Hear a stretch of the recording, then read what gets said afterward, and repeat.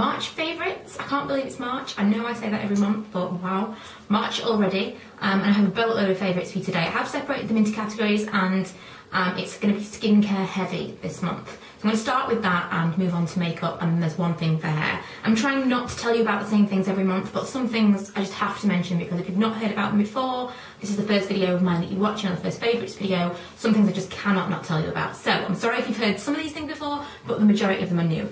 First and foremost, I'm going to mention this, which is my Sigma cleansing and polishing tool.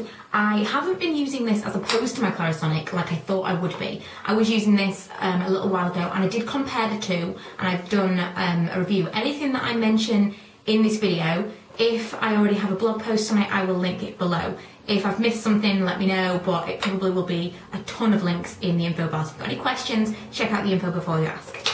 So yeah, this is the cleansing and polishing tool. I've gone through kind of pricing, postage, all that stuff in the blog post, so that's why I say check that out before you ask questions, because I'm going to have all the same questions and the differences between that and the Clarisonic. But basically, this as a body polishing tool is like nothing else for me. I have used it on my face and there's absolutely nothing wrong with it. However, I'm currently trialling one of the new St. Ives scrubs, and I'm really liking that. So I'm not using my Clarisonic or this on my face at the moment. I'm using this on my body, and it's incredible. It's left me as soft as I can possibly be. Whilst I wasn't using it whilst I was in Vegas, I really felt the difference. And when I came back, I had kind of a rash, or it could even be like acne on my back, and after using this once, it kind of all went away. So I can't tell you enough how much I love this thing.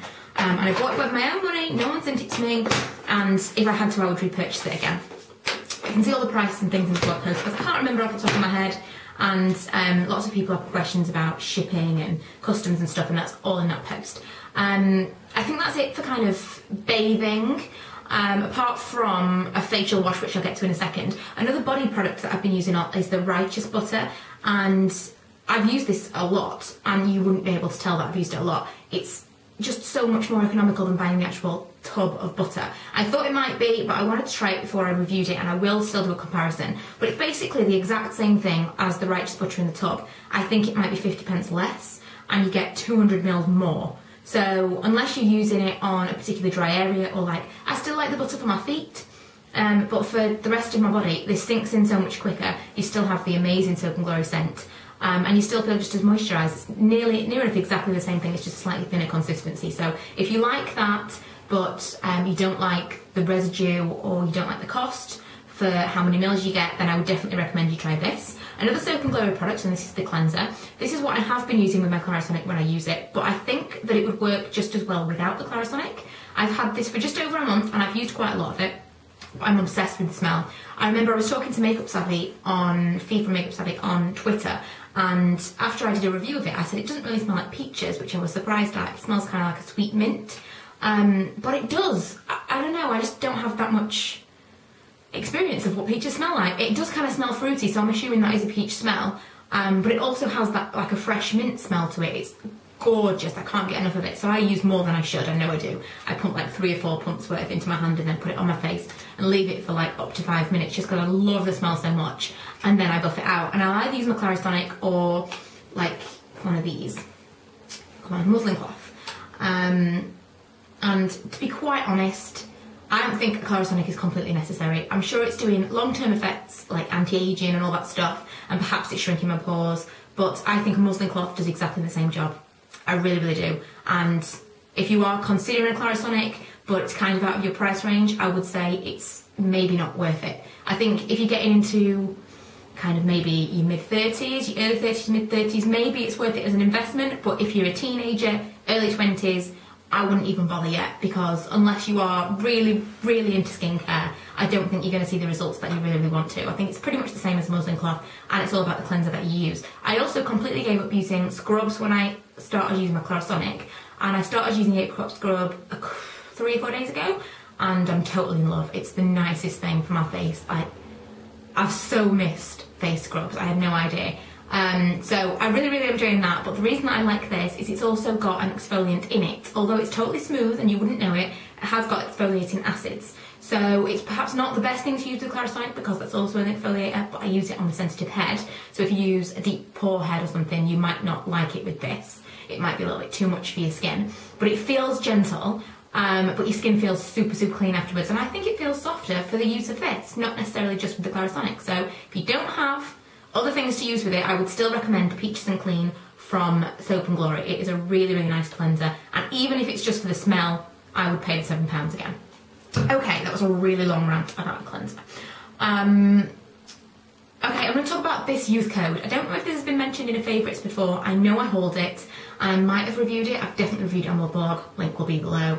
I was using this every single day. I haven't used it for about a week because, oh no, about 10 days or something. I used it just before I went away, and then I didn't take it with me because I was trying to downsize my toiletries bag. I know that I said I was going to take it with me, but I ended up taking this little BioEffects serum, which by the way is completely different. This is really oily, which is nice, it's like moisturising, but this is not how you would expect a serum to be. It dries completely. So you can put it on underneath your makeup, or you can put it on underneath another moisturiser, which is what I do. I think that this has been smoothing my face. I used this and I used this at the same time. One of these things broke me out, but I persevered because I loved them so much, and whatever it was went away. So I was using these at the same time and my skin has never felt smoother. It's impossible to tell which one was doing the best work, but these are supposed to be £25. I paid 15. It's pretty much always on offer, so don't pay the full price for it. Look for it to be on offer. But I think at this point I would probably purchase it again just because I'm really enjoying it. And I put it on my face, my neck and my chest. And I'm probably halfway through and I got this, I don't know, I got this like 6 weeks, 2 months ago. But regardless, like that, and on top of that I put this, which is the Wish Upon a Jar by Soap and Glory. Now I've loved this for months and months and months, probably 6 months plus. Really enjoy this. It's a really thick cream. I've talked about it before. I think I might have done a whole separate review on it, and if I have I will again link that below. But I really, really, really like that. Don't want to go into it because I know I've spoken about it before. However, for the last week or two I've been using this, which I got from my Harrods Glossy Box. I don't know if I'm going to do a full video on that, but if you really want me to, then leave me a comment below. And a few of these things that I got that were my favourites for this month, or a couple, I actually got in a glossy box, which is surprising because I don't think anything's made it into my favourites before from a beauty box. But this is amazing. It's under no circumstances would I pay the price. I think it's about £150, or it's definitely over £100–120. And I know you get 20% off with the glossy box from Harrods, but still, there's absolutely no way I would pay that money. It's a really substantial sample that I got, and it's a really thin consistency. I've been using it for like 2 weeks, and I've still got well over half left, and I actually spilled some because it burst, or like exploded a little bit in my hand luggage.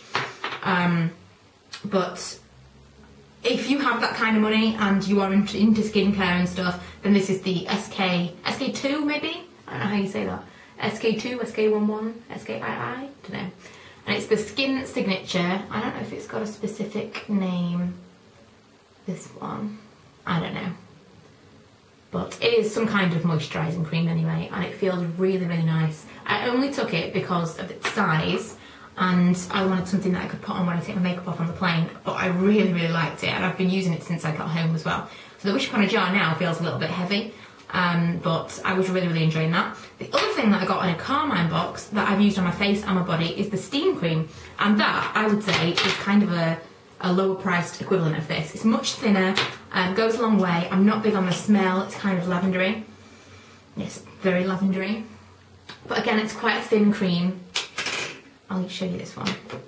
It's not as thin as the SK one, but it spreads a long way. I don't know why I demonstrate creams because it means nothing to you, does it? But it spreads a long way and it feels moisturised, like something's sink in straight away. And for a night cream, I don't like it to sink in straight away. I like to feel like I've put kind of like a mask of moisture on for the night time. But the lavender scent is really, really strong, so if you don't like lavender, you're not going to like that. But I would recommend that you give it a go. I think it's about £15 or so. If you're in the market for another moisturiser, and I think a Wish Upon a Jar is also £15, but that's a lot thicker. So if your skin's really dry, I think you'll like that. Okay, so that's all the skincare. I know that was a lot of skincare. I don't normally talk a lot about skincare, my favourites, but my skin has been so dry recently, and I'm going to do a whole other video on that. But makeup is next, and first up is the Garnier BB Cream. And I know that I've been talking a lot about foundations recently. I kind of went back to wanting to have a foundation, more of a full coverage, but for my trip I thought, do you know what, I'll take a foundation, but I might just use this. And I did just use this. I took my Nausea Glow, I didn't use it once. I took a little sample of Studio Sculpt by MAC, I didn't use it once. I use this every single day, and I think this is back to be my favourite foundation, especially because my skin's become drier. It really appreciates this kind of product, and I use it with the Clarins Flash Balm. Now this is so expensive, and I don't know if I'd repurchase this. I know I've done a blog about this, again a blog about this.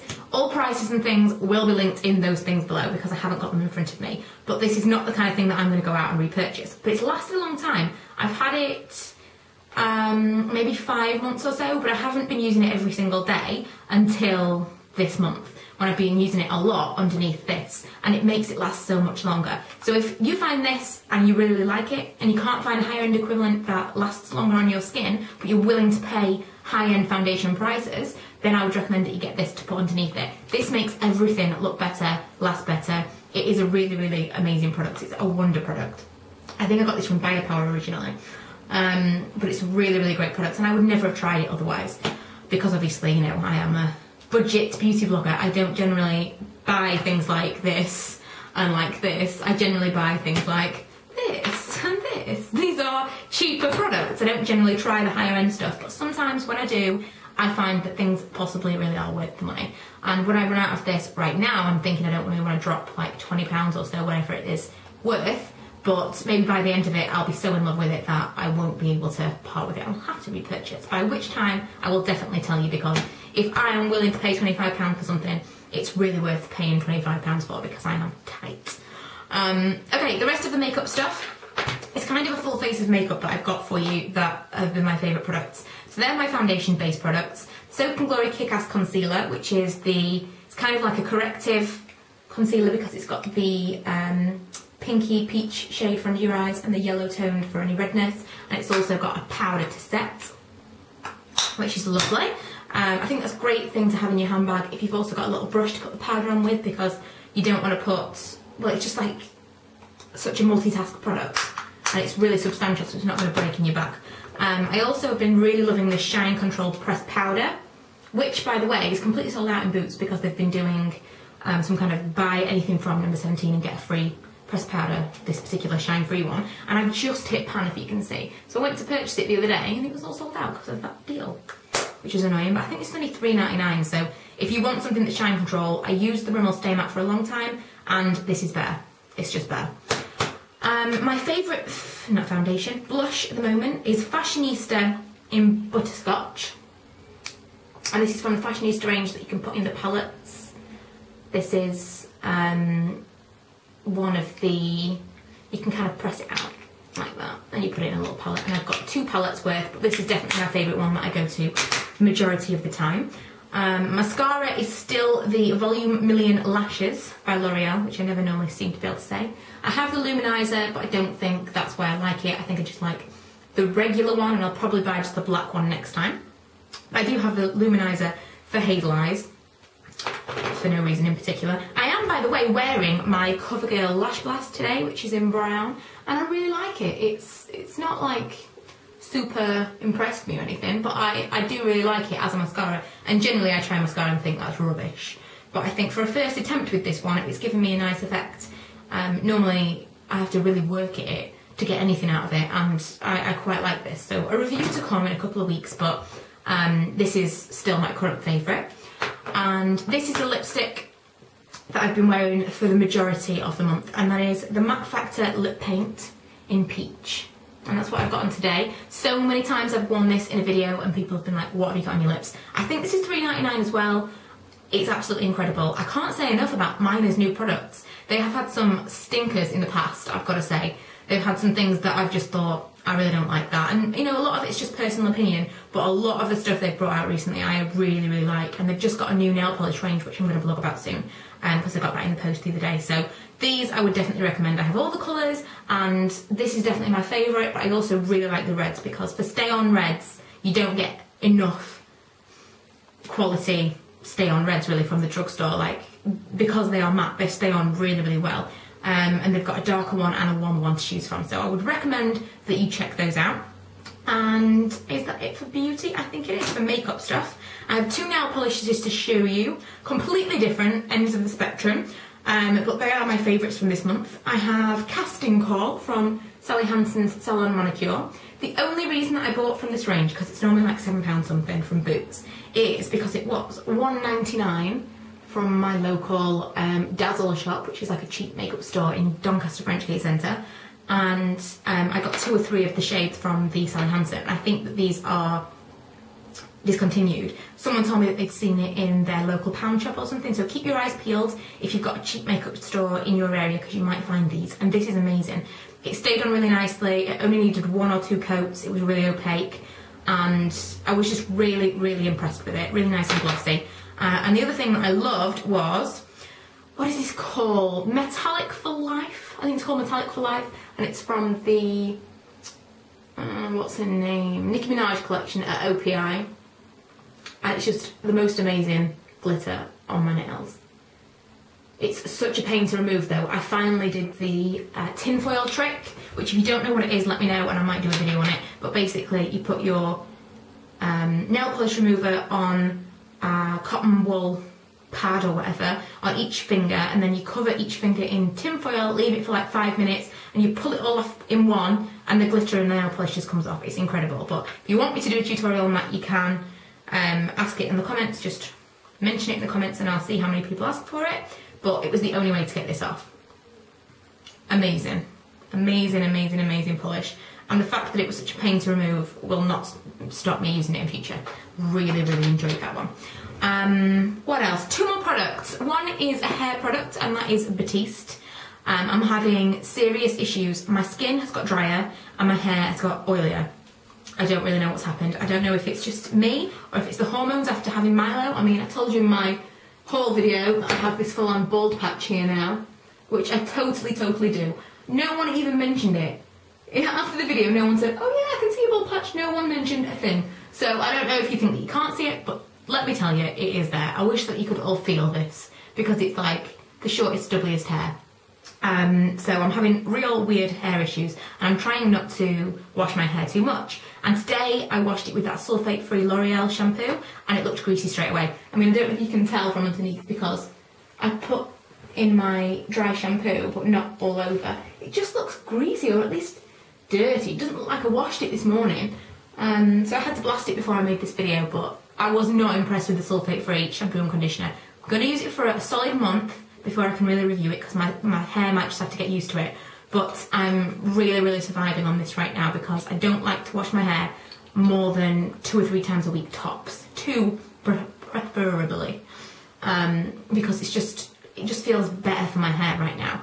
I want to be a little bit more gentle with it, and I don't straighten it so often, I don't blow dry it so often, which is why my hair's been wavy in a lot of my videos recently, because I just leave it to dry naturally. So Batiste has been my best friend this month, and I even took a big tin of it with me on holiday. Last favourite is a kind of a random one, and if any of you have watched my vlogs, you'll know how weird this favourite is. But my favourite of this month, probably this month and half of the last month, is Diet Coke. Now, I am a huge fan of Coke. Coca-Cola, I should mention, for the guy that thinks I'm a crackhead in the comments. Coca-Cola, and I absolutely cannot believe that I like Diet Coke, because, well, if you ask anyone that I know if I would drink Diet Coke, they would say no, because I just don't. It's like, I used to consider that it was just like brown water. I hated Diet Coke. Unless it was full fat, I didn't want it. I mean, I am still absolutely anti-Pepsi. I do not like Pepsi. But when I was trying to lose weight prior to the holiday, I looked into the calories of what was in Diet Coke and what was in regular Coke, and Diet Coke had like 0 calories or like 1 calorie or something, and full fat Coke had like 134 calories or something like that. And I thought, right, okay, I've got to give up Coke. So rather than give up altogether, I thought I'll see if I can wean myself onto Diet Coke, and then at least I'll have something fizzy, because sometimes I just want something fizzy. So I started drinking Diet Coke, and I actually really like it. I will say that I only like Diet Coke from can. If we go to McDonald's, or if we go out, or if it's from you know, what's it called? If it's like from a mixer, from a proper tap, then I will get full fat Coke. However, if I can get it from a can, then I'll have Diet Coke, and I prefer it. I can't explain it. I was the first person to say I would absolutely never drink Diet Coke. If someone had Diet Coke, I'd rather drink water. It was as bad as that. And I really, really like Diet Coke. So if you are a massive, massive full fat Coke fan, I would just say go a week on Diet Coke from a can and see how you feel, because I just feel so much better for drinking this and not full fat Coke.